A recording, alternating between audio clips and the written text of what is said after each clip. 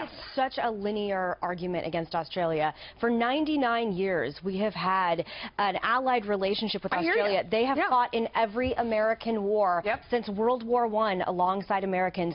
We currently, right now, have troops and Marines based in Durban, Australia. Why start an argument in this way with one of America's closest and most valued allies? And I understand that everyone keeps coming to the table saying, this is how it's done in business, this is how it's done in business. But there is still the questions of how do we treat our allies? Because this is not a business deal. Diplomacy is different. And diplomacy is an entirely different thing. And for me, the idea that we could have soldiers over in Australia right now serving alongside other Australian soldiers, and then we are putting out basically the statement that Australia can, get out of here. So, if it's true. So, Guy, the Australian Guy, that's where you started. Minister, because you said, you've heard the reports. You'll have to see actually the transcripts if we get to see the readouts of those phone calls or near abouts that. That would be interesting.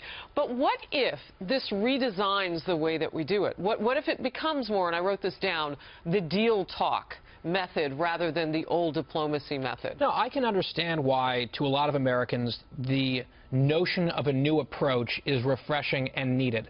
But there are certain norms of diplomacy that ought to be abided by. And when you have your first conversation with the elected leader of a dear ally, as Megan just referred to, the Aussies have been with us every step of the way for decades, to go about that phone call the way he allegedly did, reportedly did, does raise some concerns. And the thing that also is odd to me, apparently he was bragging again about his inaugural crowd size and about his electoral college victory.